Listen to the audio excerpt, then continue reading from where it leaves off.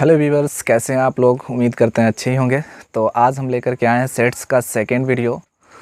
और इससे पहले हमने एक सेट्स का इंट्रोडक्शन वीडियो दे रखा है। अगर आपने उस वीडियो को नहीं देखा हो तो जाकर के इस वीडियो के डिस्क्रिप्शन बॉक्स में लिंक दे रखा है, उसको क्लिक करके आप जाकर के उस वीडियो को देख लीजिए, जो आधारित है आपके नोटेशंस और सिम्बल्स से। और सेट को मैंने अच्छे से एक्सप्लेन किया है, ठीक है। तो उम्मीद करते हैं कि उस वीडियो को आप देख करके आप सेट्स के बारे में अच्छी तरीके से जानकारी गेन कर पाएँ। आज हम लेकर के आए हैं सेट्स के टाइप्स, ठीक है। तो इससे पहले हम कुछ इम्पोर्टेंट नोट्स की बात कर लेते हैं कि सेट्स बनाने के लिए हमें क्या क्या बातों का ध्यान रखना है, ठीक है। तो ये मैंने दो नोट्स बना रखा है सेट्स का। फर्स्ट है the set in the roster form an element is not a generally repeated. यानी सेट्स के जितने भी एलिमेंट्स होते हैं वो रिपीट नहीं करते, सामान्यतः वो रिपीट नहीं करते, ठीक है। जैसे कि एग्जांपल लेकर के देखते हैं। जैसे हमने कुछ एग्जांपल ले लिया किसी सेट का, ठीक है। कोई सेट हमने ए ले लिया और किसी वर्ड का हमें सेट बनानी है, ठीक है। जैसे हमने ले लिया साइंस,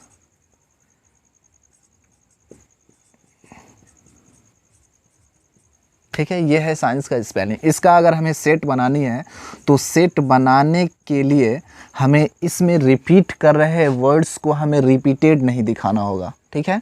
जैसे हम अगर सेट्स बनाएंगे तो क्या बनेगा, SCIEN।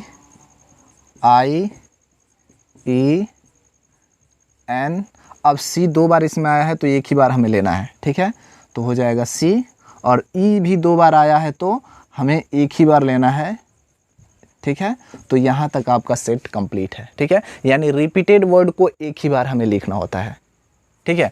तो ध्यान दीजिए, ये जो सेट्स हमने साइंस वर्ड का बनाया है, ठीक है, वो एक्चुअली इसमें जो वर्ड्स रिपीट कर रहे हैं उसे हमें एक ही बार राइट करना होता है, ठीक है।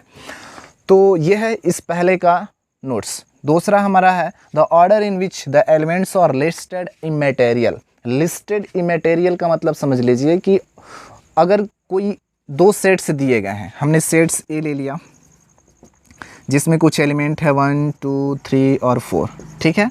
और कोई बी सेट हम लेते हैं, इसका जो एलिमेंट है वो 1 है 3 है 1 है 3 है 2 है और 4 है। तो हमने देखा कि यहाँ भी वही एलिमेंट है जो इसमें है, लेकिन ऑर्डर दोनों में, दोनों सेट्स का ऑर्डर चेंज है। इसमें 1 2 3 4 तक कंटिन्यू है और यहाँ पे 1 के बाद 3, 3 के बाद 2, 2 के बाद 4 आया है, ठीक है। तो एक्चुअली इसमें ऑर्डर दोनों का चेंज है, बट सेट ए और सेट बी दोनों इक्वल सेट कहे जाएंगे, ठीक है। यानी ऑर्डर का किसी सेट्स के एलिमेंट पे कोई इफेक्ट नहीं पड़ता, ठीक है। तो इमैटेरियल का मतलब नॉट इन ऑर्डर, यानी जो सेट्स दिए गए हैं उनके ऑर्डर को हमें ये मैनेज नहीं करना है, ठीक है। यानी ऑर्डर में हो तो भी और ना हो तो भी दोनों इक्वल सेट्स माने जाएंगे, ठीक है। तो यही आपके दो नोट्स हैं। The set in the roster form an element is not generally repeated, यानी इसके एलिमेंट्स जनरली रिपीटेड नहीं किए जाते हैं, ठीक है। जैसे और इसका एग्जांपल हम ले लेते हैं। जैसे हमने सेट कोई ए लिया, इसमें हमने ले लिया 1 1 1 और 1 2 3 और 3, ठीक है। तो एक्चुअली ये कंप्लीट हमारा सेट नहीं है, ठीक है। अगर इसी को हमें सेट बनाना है तो हमें ये रिपीटेड वर्ड्स को रिपीटेड एलिमेंट्स को हटाने होंगे, यानी इसका कंप्लीट सेट हमें बनेगा 1 2 और 3, ठीक है। ये आपका सेट्स है, ठीक है। तो जनरली आपके एलिमेंट रिपीट नहीं किए जाते हैं, ठीक है। तो ये आपके नोट्स हैं। आज और आगे हम बात करते हैं, इसी पे रिलेटेड कुछ क्वेश्चंस देख लेते हैं, ठीक है। चलिए शुरू करते हैं। तो ये है आपकी स्क्रीन पे दो बेस्ट एग्जांपल, जिससे ये आपके दोनों जो मैंने नोट्स लिखवाया था वो दोनों चीज़ें क्लेरिफाई हो जाएंगी। पहला क्वेश्चन है the following sets in the roster form F such that x is a letter in the words mathematics. यानी मैथमेटिक्स का हमें रोस्टर फॉर्म बनाने हैं, ठीक है। अब देखते हैं एफ का जो रोस्टर फॉर्म होगा वो क्या होगा। तो हमें देखना है लेटर्स को। पहला लेटर है एम, एम हो जाएगा। उसके बाद ए, T H E, अब M 2 बार आया है तो एक ही बार लिखेंगे, A भी 2 बार आया है एक ही बार लिखेंगे, T 2 बार आया है एक ही बार लिखेंगे, I लिख लेंगे, उसके बाद C, उसके बाद S। ये आपका बन गया सेट। ठीक है, यानी जो रिपीटेड एलिमेंट है उसमें से एक ही बार उस एलिमेंट को हमें लिखना है, दोबारा नहीं लिखना है। ठीक है, तो हमारा बन जाएगा एक सेट। ठीक है, नेक्स्ट क्वेश्चन को देखते हैं। Write the following set in the roster form. अब ये सेट बिल्डर फॉर्म में है, इसे हमें रोस्टर फॉर्म में रिप्रेजेंट करना है। कंडीशन क्या है? Sets x such that x belongs to natural number, यानी इसमें जो एलिमेंट होंगे सेट्स के वो क्या होंगे? नेचुरल नंबर से बिलोंग करेंगे। Where x is a multiple of 5, जो x क्या होंगे? मल्टीपल होंगे 5 के, लेकिन इसके साथ एक कंडीशन लगा हुआ है कि x square is less then 400, यानी x जो एलिमेंट इसमें हम लेंगे नेचुरल नंबर वो 5 के मल्टीपल होंगे और उसका जो स्क्वायर होगा वो 400 से भी कम होगा। ठीक है, यानी इंक्लूडेड नहीं होगा 400। तो ध्यान देते हैं कि सबसे पहले लिख लेते हैं 5 के मल्टीपल्स ऑफ 5 क्या क्या हो जाएंगे? एक तो 5 हो जाएगा, 10, 15, 20, 25, आगे भी लिख लेंगे लेकिन हमें ज़रूरत नहीं है क्योंकि 400 से कम का ही स्क्वायर हमें लेना है। ठीक है, तो अब इसका स्क्वायर कर लेते हैं। तो 5 का स्क्वायर हमें मिल जाएगा 25, 10 का स्क्वायर मिल जाएगा 100, 15 का स्क्वायर मिल जाएगा 225 और 20 का स्क्वायर मिल जाएगा 400 और 25 का मिल जाएगा 625। तो हमें क्या लेना है? 400 से कम ही लेना है स्क्वायर को, यानी इस चीज़ ये 400 ये हमारा नंबर आ रहा है किसका? 20 का स्क्वायर, यानी ये चीज़ें इंक्लूड नहीं करनी क्योंकि इसके नीचे इक्वल टू नहीं लगा है, इसलिए इससे कम वाले नंबर लेने हैं। ठीक है, तो अब हमारा के जो सेट बनेगा वो क्या क्या बनेगा? एक तो 5 हो जाएगा और दूसरा 10 का स्क्वायर यानी 10 हो जाएगा और तीसरा है 15 का स्क्वायर यानी 15 हो जाएगा। ठीक है, तो ये हमारा बना सेट्स। इस तरीके से हमें सेट्स को बनाने हैं। ठीक है, अब हम बात करते हैं टाइप्स ऑफ सेट्स। तो टाइप्स ऑफ सेट में ये पहला हमारा सेट्स है एम्प्टी सेट्स। एम्प्टी सेट का दूसरा नाम नल सेट भी कहते हैं और तीसरा इसे वाइड सेट भी कहते हैं। तो ध्यान दीजिए, एम्प्टी सेट, नल सेट या वाइड सेट होते क्या हैं? द सेट्स which does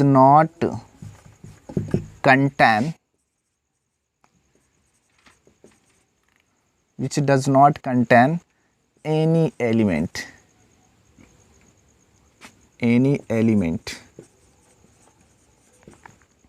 ठीक है, यानी वो सेट जो कोई भी एलिमेंट को कंटेन नहीं करता, यानी वो सेट जो किसी भी एलिमेंट को कंटेन नहीं करता उसे बोलते हैं एम्प्टी सेट या फिर नल सेट या फिर वाइड सेट। ठीक है, तो ध्यान दीजिए, इसका कुछ एग्जांपल भी हम ले लेते हैं, एग्जांपल से समझ लेते हैं। जैसे अब ध्यान दीजिए कि इसके कुछ रिप्रेजेंटेशन पहले देख लेते हैं। तो एम्प्टी सेट को हम फाई से भी रिप्रेजेंट करते हैं। ये एक्चुअली फाई ग्रीक लेटर है और ये इसका हम रिप्रेजेंटेशन ट्रिग्नोमेट्री में किसी एंगल के लिए करते हैं, लेकिन यहाँ पे हम सेट्स के लिए कर रहे हैं उस एलिमेंट्स के लिए जहाँ पे कोई एलिमेंट ना हो, उस सेट्स के लिए जहाँ पे कोई एलिमेंट नहीं हो। तो ये फाई रिप्रेजेंट करता है the sets which contain no an other element या नो एनी एलिमेंट। ठीक है, यानी कोई एलिमेंट ये रिप्रेजेंट नहीं करता, जिसको हम फाई से रिप्रेजेंट करते हैं। या फिर दूसरा इसका नोटेशन है ये। ठीक है, ये दोनों ही एम्प्टी सेट को रिप्रेजेंट करते हैं, यानी ये भी एक सेट है जिसमें कोई एलिमेंट मौजूद नहीं है, इसलिए इसे एम्प्टी सेट से रिप्रेजेंट किया जा सकता है। और फाई अगर लिख देते हैं तो ये भी एम्प्टी सेट को रिप्रेजेंट करता है। ठीक है, और भी कुछ इसके एग्जाम्पल ले लेते हैं। जैसे फर्स्ट एग्जाम्पल इसका लेते हैं, कोई सेट है ए जिसके अंदर हम ले लेते हैं x such that x cube equals to 9। ठीक है, अब ध्यान दीजिए कि x कोई एलिमेंट है जिसका क्यूब 9 के बराबर होगा। अब ऐसा सोच लीजिए अपने दिमाग से कि कोई ऐसा सेट है क्या या कोई ऐसा नंबर है क्या जिसका स्क्वायर 9 के बराबर आता हो। जिसका क्यूब 9 के बराबर होता आता हो। ऐसा कोई एलिमेंट नहीं है जिसका क्यूब 9 के बराबर आता हो, तो इसलिए सेट ए जो है वो क्या रिप्रेजेंट करेगा, एम्प्टी सेट को। ठीक है, या फिर इस तरीके से लिख सकते हैं 5। ठीक है, ये दोनों ही इस सेट्स को रिप्रेजेंट करेंगे। ठीक है, ये आपके हैं सेट बिल्डर फॉर्म और ये आपके हैं रोस्टर फॉर्म या टेबुलर फॉर्म बोल सकते हैं। ठीक है, तो ये आपके एग्जाम्पल हैं एम्प्टी सेट के। ठीक है, एक और एग्जाम्पल ले लेते हैं, एक और एग्जाम्पल ले लेते हैं सेट बी के लिए,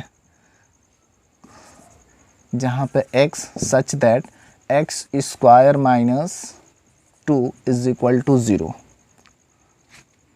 where x is a rational number, rational number. ध्यान दीजिए, हमने कोई सेट्स लिया B जिसमें x जो है कोई एलिमेंट है इस सेट्स का, जो x स्क्वायर माइनस 2 के इक्वेशन को फॉलो करेगा और इक्वल 0 लाएगा। ठीक है, ऐसा कोई नंबर है क्या जिसका स्क्वायर में से 2 को माइनस करें तो हमें रिजल्ट 0 मिलेगा, और x कहाँ से बिलोंग करेगा, रेशनल नंबर से। ऐसा कोई नंबर नहीं है जिसका स्क्वायर में से अगर हम 2 माइनस करें तो रिजल्ट 0 आए। ठीक है, इसलिए बी सेट जो है वो क्या रिप्रेजेंट करेगा, एम्प्टी सेट। ठीक है, जिसको हम इस दोनों ही सिंबल से रिप्रेजेंट कर सकते हैं। ये एग्जाम्पल हैं आपके एम्प्टी सेट से। आगे बात करते हैं,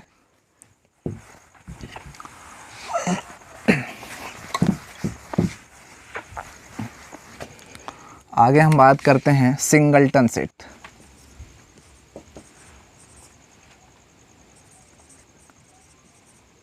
सिंगलटन सेट, अब ध्यान दीजिए, नाम से ही क्लियर है कि यानी वो सेट जिसके अंदर केवल और केवल एक ही एलिमेंट हो।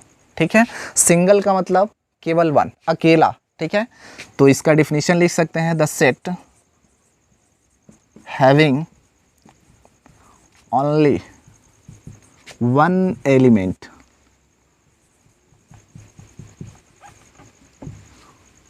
is called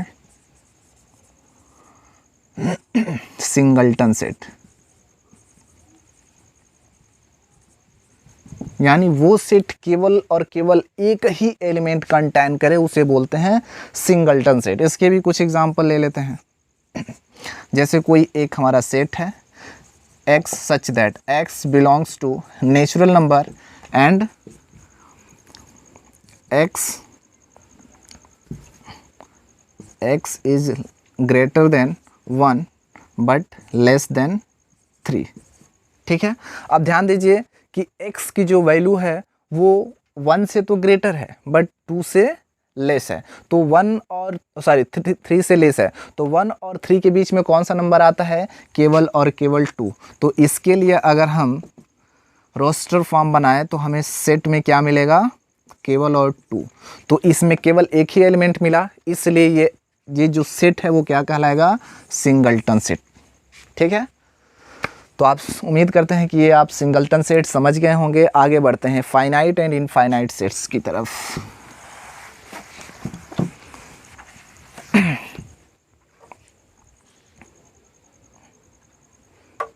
ध्यान दीजिएगा, नेक्स्ट है हमारा third types, finite. Finite sets और इनफाइनाइट। इनफाइनाइट सेट समझ लेते हैं इसको भी। तो फाइनाइट्स और इनफाइनाइट सेट्स किसे कहते हैं, a set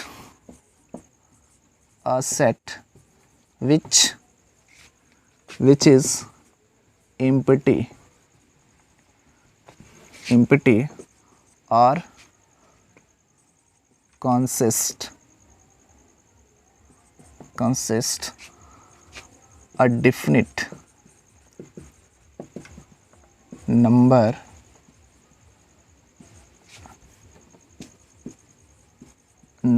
of element are called a finite set। otherwise infinite set।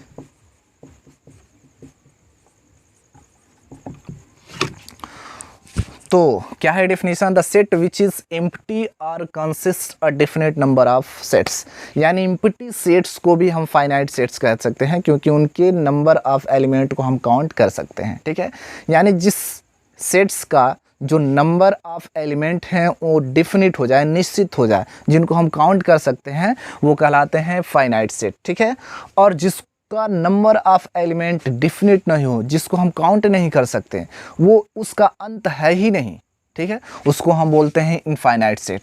ठीक है, तो इसको डिफाइन हम कुछ इस तरीके से कर सकते हैं, the set which is empty और consist a definite number of element are called finites, otherwise infinite. यानी डेफिनेट नंबर ऑफ एलिमेंट होंगे तो उसे हम फाइनाइट सेट्स बोलेंगे, अन्यथा infinite.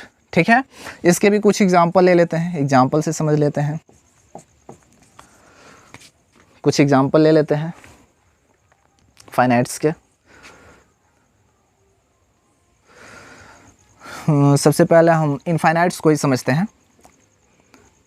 P is the set of point on a line। ठीक है, अब ध्यान दीजिए, किसी लाइन पे कितने सेट ऑफ पॉइंट होते हैं वो निश्चित नहीं होता, उसे काउंट नहीं कर सकते हैं। यानी इन्फिनिटी तक वो काउंटिंग होती है नंबर ऑफ पॉइंट्स की किसी लाइन पे। ठीक है, तो उसे हम क्या बोलेंगे? इनफाइनाइट सेट बोलेंगे। कोई दूसरा भी एग्जांपल ले लेते हैं, बी। ठीक है, इसको भी देख लेते हैं। The number of points on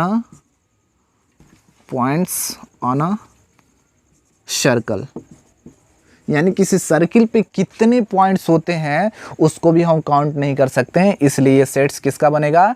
infinite set का बनेगा। ठीक है, कोई और भी एग्जांपल ले लेते हैं। Set of all natural number. अब ध्यान दीजिए कि नेचुरल नंबर में कितने नंबर होते हैं? शुरुआत तो 1 से होती है, बट अंत कहाँ होती है इसका कोई अंदाज़ा नहीं है। ठीक है, तो ये भी क्या बनाएगा? इनफाइनाइट सेट्स बनाएंगे। क्या बनाएंगे? इनफाइनाइट सेट बनाएंगे। तो ये तीनों एग्जाम्पल आपके किसके हो गए? इनफाइनाइट सेट के हो गए। तो उम्मीद करते हैं कि इनफाइनाइट सेट आपको क्लियर होगा। फाइनाइट सेट्स की एग्जाम्पल देख लेते हैं। फाइनाइट सेट्स को जैसे हमने बोल दिया कि कोई एक सेट है x such that x belongs to natural number and x is less than 5 but greater than x is greater than 5 but less than, मान लीजिए मैंने 25 लिख दिया। ठीक है, तो इसमें नेचुरल नंबर फिक्स हो गया, 5 से बड़ा और 25 से लेस, यानी इसका हम सेट बनाएंगे रोस्टर फॉर्म में, तो क्या बनेगा? 6 7 8 9 10 11 12 13 14 15 16 17 18 19 और 20 21 22 23 24 तक ये हमारा सेट बन गया। ठीक है, यानी ये सेट जो है इतने ही नंबर ऑफ एलिमेंट को कंटेन करेंगे, इसलिए ये जो सेट है वो क्या हो जाएगा? Definite set. डिफिनिट की सेट करें, फाइनाइट सेट। ठीक है, यानी जिसके अंदर डिफिनिट नंबर ऑफ एलिमेंट होते हैं उसे क्या बोलते हैं? फाइनाइट सेट, और जिसमें इनडिफिनिट नंबर ऑफ एलिमेंट होते हैं उसे बोलते हैं इनफाइनाइट सेट। तो उम्मीद करते हैं ये दोनों आपको सेट्स क्लियर हो गए होंगे, फाइनाइट सेट्स और इनफाइनाइट सेट्स। नेक्स्ट टाइप्स की बात करते हैं, नेक्स्ट सेट के।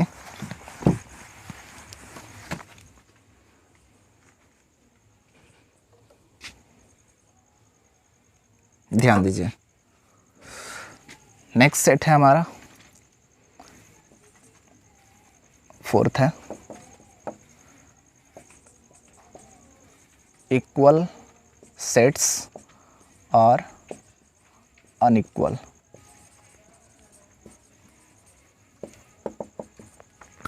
इक्वल सेट्स और अनइक्वल सेट्स बात करते हैं इसकी। The set which contains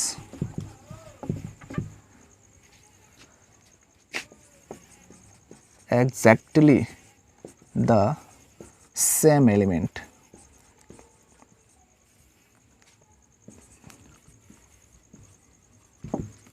are called equal set,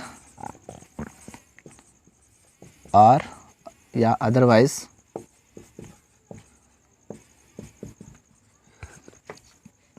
unequal set।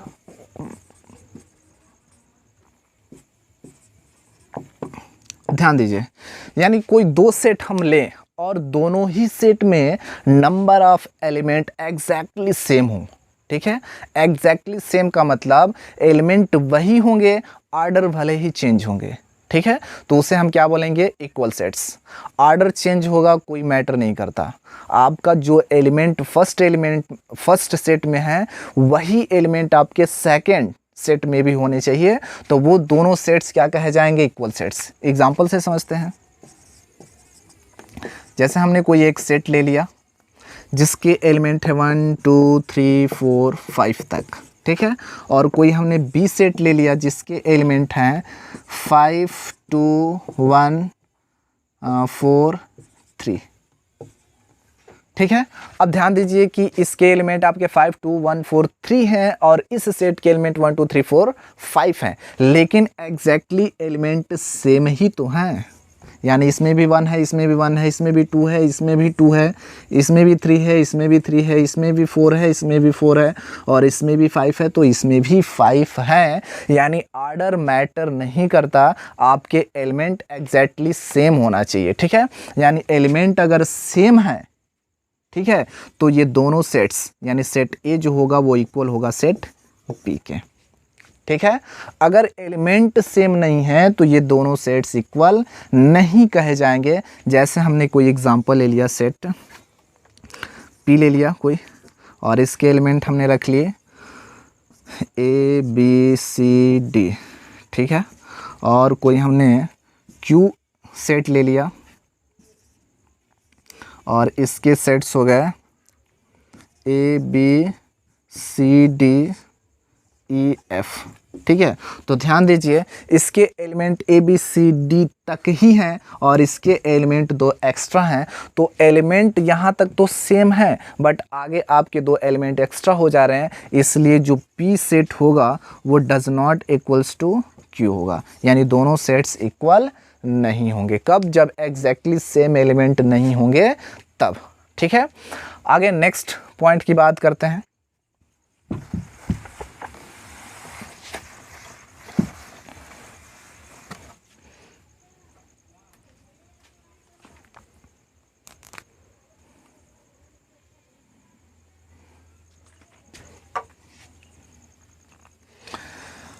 आगे हम बात करते हैं सबसेट की। तो ध्यान दीजिए, सब सेट, सब वर्ड आपने बहुतों बार सुना होगा। जैसे इंस्पेक्टर के आगे सब वर्ड लग जाता है तो सब इंस्पेक्टर होता है, यानी सब इंस्पेक्टर जो होता है इंस्पेक्टर का छोटा पद होता है, ठीक है। उसी तरीके सेट के सामने सब लग गया तो इसका मतलब सेट का ये छोटा कोई सेट होगा, ठीक है। ध्यान दीजिएगा, अब इसको लिख लेते हैं, पहले तो डिफाइन कर लेते हैं।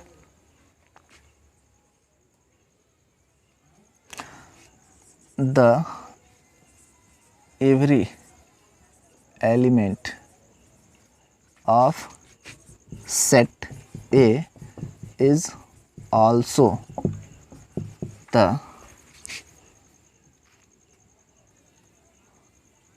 set of element B। यानी the every element of set A is also an element of set B, is also the set of element B, so it is called, so the set A is the subset of set B, ठीक है। यानी अगर दो set लिए जाएं ठीक है, और पहले सेट का सारे एलिमेंट सेट बी के अंदर हैं।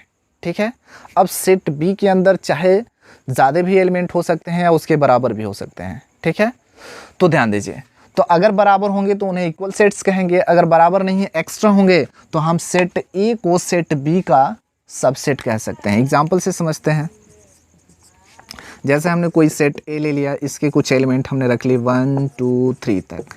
ठीक है, और कोई बी सेट है जिसके एलिमेंट हैं 1 2 3 4 5 तक। ठीक है, तो हमने देखा कि सेट ए के सारे एलिमेंट सेट बी के अंदर मौजूद हैं, इसलिए A is the subset of set B. इस तरीके से हम लिख सकते हैं, यानी ये आपका रिप्रेजेंटेशन है सबसेट का। ये जो सिंबल है आपके सबसेट का सिंबल है। मैंने फर्स्ट लेक्चर वीडियो में सिंबल्स के बारे में पढ़ा रखा है, अगर आपने नहीं देखा हो तो इस वीडियो को जा कर के देख लीजिए। ठीक है, ताकि ये सिंबल आपके क्लियर हो जाएं। ठीक है, इसे सबसेट बोलते हैं। ठीक है, तो इस तरीके से हम इनका नोटेशन कर सकते हैं सबसेट का, कि set A is the subset of set B. ठीक है, अब ध्यान दीजिए कि ए जो है वो सबसेट है बी का, तो इनकी दो अलग अलग और भी नाम दिए गए हैं। ठीक है, यानी ए के सारे एलिमेंट अगर बी के अंदर हैं तो हम कह सकते हैं कि set A is the proper set of set B. ठीक है, या हम कह सकते हैं A is the proper set. ठीक है, ए क्या है? प्रॉपर सेट है। ठीक है, और बी क्या होगा? तो B is the super set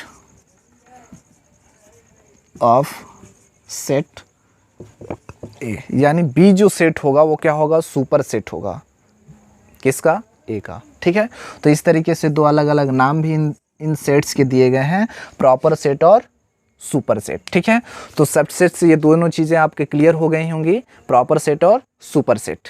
ठीक है, सबसेट क्या होते हैं? वो एलिमेंट जो किसी दूसरे सबसेट के दूसरे सब सेट के अंदर वो सारे एलिमेंट मौजूद हों, तो पहला वाला सेट जो होगा वो दूसरे वाले सेट का सबसेट कहलाएगा। ठीक है, अब उसका अलग अलग हम नाम दें तो पहला जो सबसेट है किसी दूसरे सेट का, उस सेट को हम प्रॉपर सेट कह सकते हैं। ठीक है, और जिस सेट का वो सबसेट है उसको हम सुपर सेट कह सकते हैं। ठीक है, यानी ए जो है वो प्रॉपर सेट कहलाएगा। ठीक है, और बी जो है वो सुपर सेट कहलाएगा। तो उम्मीद करते हैं कि आपको सबसेट, प्रॉपर सेट और सुपर सेट ये दोनों चीज़ें आपको क्लियर हो गई होंगी। आगे बात करते हैं।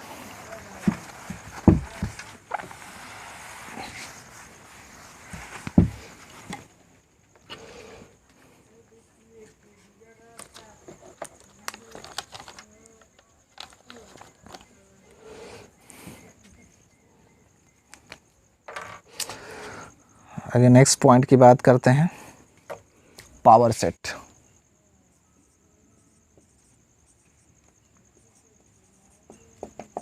ध्यान दीजिए, पावर सेट क्या होते हैं? The collection of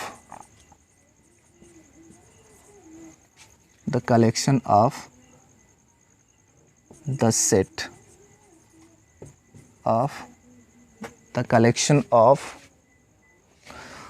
subset of set A is called the power set of set A। ठीक है, यानी the collection of all subset of set A is called the power set of set A। ठीक है, अब इसे हम denote कैसे करते हैं? तो इसका नोटेशन जो है, नोटेशन वो है PA। ठीक है, यानी पावर सेट को हम इस तरीके से डिनोट करते हैं। ठीक है, अब इसकी कुछ और पॉइंट्स की बात कर लें नोट की। ठीक है, तो जितने भी एलिमेंट होते हैं किसी पावर सेट के, ठीक है, in power set A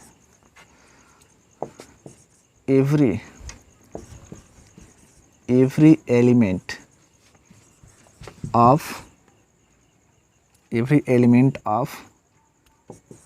PA is called a set। यानी जितने भी पावर सेट के एलिमेंट होते हैं वो अपने आप में एक खुद वो सेट होते हैं, ठीक है। यानी जितने भी पावर सेट्स के एलिमेंट होंगे वो सारे के सारे एक खुद के खुद क्या होंगे, सबसेट सेट होंगे, ठीक है। आगे कुछ इसके एग्जाम्पल की बात कर लेते हैं। जैसे अगर हमने कोई सेट ए ले लिया जिसके एलिमेंट है 1 और 2, ठीक है। तो अब इसके सबसेट क्या क्या होंगे, ध्यान दीजिए। इसके हम सबसेट बनाना चाहें तो क्या बन जाएंगे, एक तो 5 हो जाएगा इसका सबसेट, यानी 5 is the subset of every set. यानी 5 जो होता है वो इस दुनिया में जितने भी सेट हैं सबके सेट सबसेट कहे जाते हैं, ठीक है। तो 5 तो किसी भी सेट्स का सबसेट हो सकता है, तो एक तो 5 हो गया इसका सबसेट। दूसरा 1 भी इसका सबसेट कहलाएगा।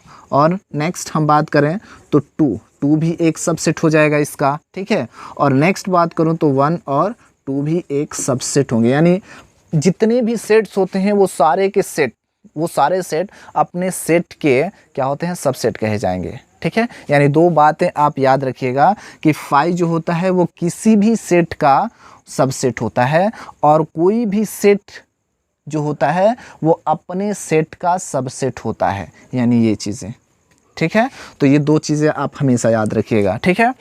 तो हमने बना लिया ये पावर सेट, क्या है, पावर सेट है सेट ए का, ठीक है। तो ध्यान दीजिए कि इसके जितने भी एलिमेंट हैं वो सारे क्या हैं, एक सबसेट हैं इस सेट के, ठीक है। तो ये सारे कलेक्शन जो हैं सबसेट का वो क्या कहे जाएंगे, पावर सेट कहे जाएंगे। तो उम्मीद करते हैं कि पावर सेट आपको समझ में आ गया होगा। एक और एग्जांपल से इसको क्लियर करते हैं। जैसे हमने कोई सेट ले लिया, हमने सेट बी ले लिया जिसके एलिमेंट हो जाएं आपके 3, 6, 9 और 12, ठीक है। अब ये कोई सेट है, इसका हमें पावर सेट बनाने हैं, ठीक है। तो ध्यान दीजिए, तो सबसे पहले तो इसके सबसेट बनाते हैं। तो सबसेट क्या क्या हो जाएंगे, बी के जो सबसेट होंगे वो आपके हो जाएंगे, एक तो 5, ठीक है। दूसरा 3 एक खुद का, 6 भी एक सबसेट होगा, 9 भी एक सबसेट होगा इस सेट का, और 12 भी एक सबसेट होगा इस सेट का, ठीक है। नेक्स्ट अगर हम बनाएं तो 3 और 6 भी इसके सबसेट हो जाएंगे, ठीक है। 6 और 9 भी इसके सबसेट कहे जाएंगे, ठीक है। उसी तरीके से 9 और 12 भी इसके सबसेट कहे जाएंगे। उसी तरीके से 3 और 12 भी सबसेट हो जाएंगे इसके, ठीक है। इस तरीके से आगे भी बना सकते हैं, ठीक है। तो ध्यान दीजिएगा कि एक बातें यहाँ पे निकल कर के आ रही हैं कि किसी भी सेट्स के कितने एलिमेंट होंगे तो बनने वाले पावर सेट के नंबर ऑफ़ एलिमेंट क्या होंगे। तो इसका एक हम रिलेशन बताएंगे जिसकी मदद से आप पावर सेट्स के नंबर ऑफ़ एलिमेंट काउंट कर सकते हैं या निकाल सकते हैं, ठीक है। तो सबसे पहले इसके हमने क्या बना लिया, सबसेट इस सेट का, ठीक है। तो ये सारे सबसेट मिल करके क्या कहे जाएंगे, पावर सेट कहे जाएंगे। क्या कहे जाएंगे, बी के पावर सेट कहे जाएंगे, ठीक है। अब नेक्स्ट पॉइंट की बात करते हैं जो अभी मैंने बात किया, number of element in a power set. Number of element in a power set, number of element, number of element in power set।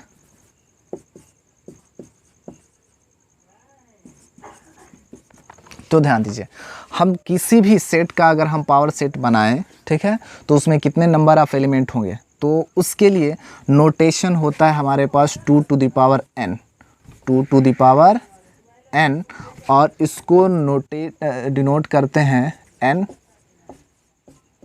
इस तरीके से, ठीक है। तो ये रिप्रेजेंट करता है, n रिप्रेजेंट करता है number of element in a power set, number of element in a power set, ठीक है। और इसके लिए हमारा रिलेशन क्या है, 2 to the power n। n क्या रिप्रेजेंट करता है, number of element in given set, यानी n equal to number of element in the given set. अब ध्यान दीजिए, जैसे अभी हमने बनाया था कोई सेट B जिसमें हमने लिया था 3, 6, 9 और 12, कोई इस तरीके के एलिमेंट थे किसी सेट्स के, सेट B का, ठीक है। अब हमें पता करना है कि इसके अंदर कितने पावर सेट के एलिमेंट बनेंगे। तो ध्यान दीजिए, ये कितने एलिमेंट हैं इसके, 1, 2, 3, 4, ठीक है। तो n की वैल्यू कितनी हो गई, 4, ठीक है। यानी पावर सेट्स के नंबर ऑफ एलिमेंट हो जाएंगे आपके 2 टू द पावर n, यानी 2 टू द पावर n की वैल्यू कितनी है, 4, यानी 2 इंटू 2 इंटू 2 इंटू 2, यानी कितने एलिमेंट हो जाएंगे, 2 2 जा 4, 4 2 जा 8, 2 जा 16 एलिमेंट हो जाएंगे। कितने एलिमेंट होंगे, 16, यानी जो पावर सेट बनेगा उस पावर सेट के नंबर ऑफ एलिमेंट 16 होंगे, यानी इस सेट के सबसेट कितने हो जाएंगे, 16, ठीक है। तो इसी को हम number of subset of the given set भी बोल सकते हैं, ठीक है। तो नंबर ऑफ सबसेट कितने हो जाएंगे, इतने 16, ठीक है, जो क्या रिप्रेजेंट करते हैं, पावर सेट को। तो उम्मीद करते हैं कि ये क्वेश्चन आपको क्लियर हो गया होगा। एक और इस पे एग्जांपल ले लेते हैं जिससे कि आपको पावर सेट बेहतर तरीके से क्लियर हो जाए। कोई छोटा सेट हम लेते हैं,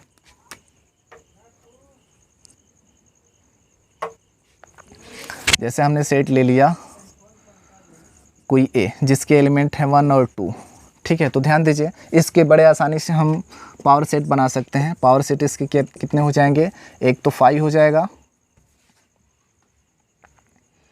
एक तो इसका 5 हो जाएगा, दूसरा हो जाएगा 1, 2 और 1 2, ठीक है।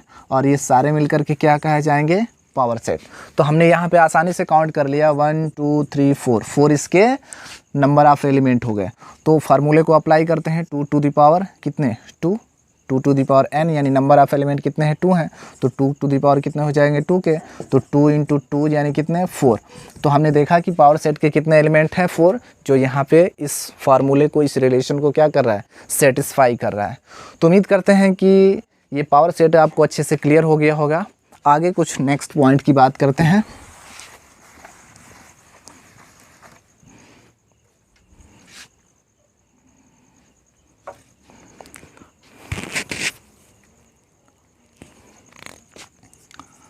Subset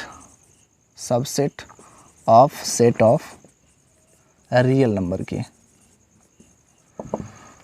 subset of set of real number समझ लीजिए ये क्या होते हैं। तो आपने अभी तक जितने नंबर पढ़ा है, अभी तक आपने जितना भी नंबर पढ़ा है वो सारे रियल नंबर में आते हैं, ठीक है। Rational number, irrational number, whole number, natural number, integers, को prime number, prime number, composite number, ये सारे के सारे जितने सेट ऑफ नंबर आपने अभी तक पढ़ा वो सारे रियल नंबर के सेट में आते हैं, ठीक है। यानी रियल नंबर के सेट से कोई बाहर नहीं जा सकता, ठीक है। तो आपके लिए हमने कुछ नोटेशंस बताए थे कि नेचुरल नंबर को हम डिनोट कर सकते हैं n से, ठीक है। उसी तरीके से हम इंटीजर्स को डिनोट करते हैं z से, ठीक है। उसी तरीके से हम रेशनल नंबर को डिनोट करते हैं कैपिटल Q से, और इरेशनल नंबर को हम डिनोट करते हैं T से, ठीक है। तो जितने भी natural number, integers, rational number और इरेशनल नंबर होते हैं ये सारे के सारे सबसेट होते हैं रियल नंबर के, ठीक है। तो कुछ इस तरीके से हम रिप्रेजेंट कर सकते हैं कि n is the subset of real number, ठीक है। n क्या है, सेट ऑफ नेचुरल नंबर, और r क्या है, सेट ऑफ रियल नंबर, ठीक है। तो जितने भी सेट ऑफ नेचुरल नंबर हैं वो सारे के सारे एलिमेंट क्या होंगे, रियल नंबर के सेट के एलिमेंट होंगे, ठीक है। उसी तरीके से z is the subset of real number, z क्या है, set of all integers,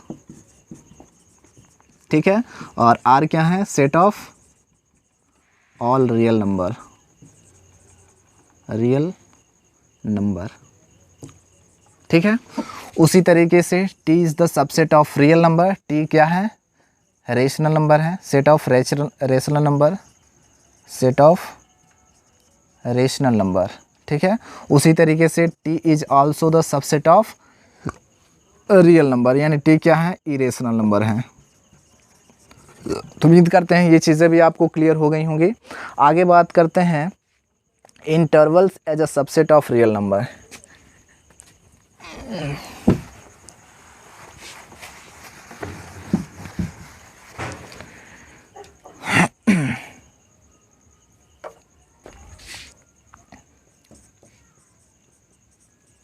interval as a set of real number.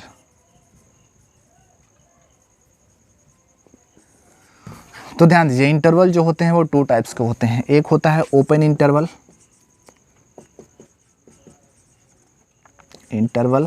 और एक होता है क्लोज इंटरवल,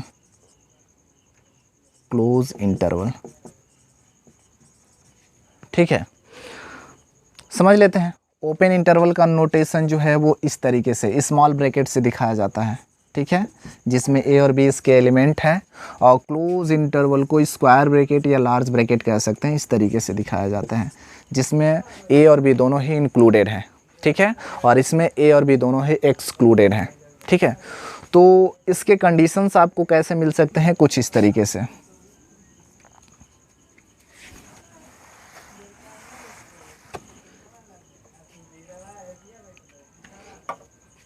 जैसे हमारे पास कुछ कंडीशंस मिल जाए a b, अब यहाँ पे क्या है कि x in set x such that a is less than or equal to x but less than b, ठीक है, is an open interval from a to b, sorry b small लेते हैं। तो यहाँ पे हमने कोई कंडीशन क्रिएट किया है कि a और b कोई इंटरवल्स के अंदर हैं जहाँ पे x की जो वैल्यू है a के साथ इंक्लूडेड है बट b के साथ एक्सक्लूडेड है, ठीक है। तो इस चीज़ को हम किस तरीके से लिख सकते हैं, इंक्लूडिंग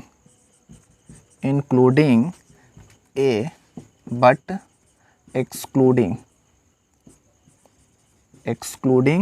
b, ठीक है। यानी a और b कोई क्या है, ओपन इंटरवल हैं जिसमें a इंक्लूडेड है। ये इक्वल्स का मतलब होता है कि a जो है वो x के बराबर में है और बाकी वैल्यू उससे क्या है, बड़ी हैं, ठीक है। तो a को भी इंक्लूड किया गया है, ठीक है, लेकिन b को इंक्लूड नहीं किया गया है, b से छोटी वैल्यू ली गई है, ठीक है। तो हमने इस तरीके से रिप्रेजेंट किया, is an open interval from a to b। कहाँ से कहाँ तक इसकी इंटरवल है, a से लेकर के b तक, जिसमें a इंक्लूडेड है बट b इंक्लूडेड नहीं है। दूसरा कंडीशन हमारे सामने कुछ इस तरीके से आ सकते हैं, a और b, ठीक है, equal to x such that x is less than a, sorry greater than a but less than और इक्वल टू b, ठीक है, is an open interval from कहाँ से कहाँ तक, a टू b, ठीक है, including b but excluding a। इस तरीके से हम रिप्रेजेंट करेंगे, ठीक है। तो उम्मीद करते हैं कि ये वीडियो लेक्चर आपको बेहतर तरीके से समझ में आया होगा, और आज का वीडियो हम यहीं पे समाप्त करते हैं। नेक्स्ट लेक्चर वीडियो हम ग्राफ पे बेस्ड लेकर के आएंगे, और आप इस वीडियो को देख करके और कुछ कमेंट बॉक्स में ज़रूर रिस्पॉन्स कीजिएगा, ताकि हमें पता चले कि आपने इस वीडियो से कितना सीखा, और नेक्स्ट वीडियो हम इसके बाद लेकर के आएंगे। Thank you.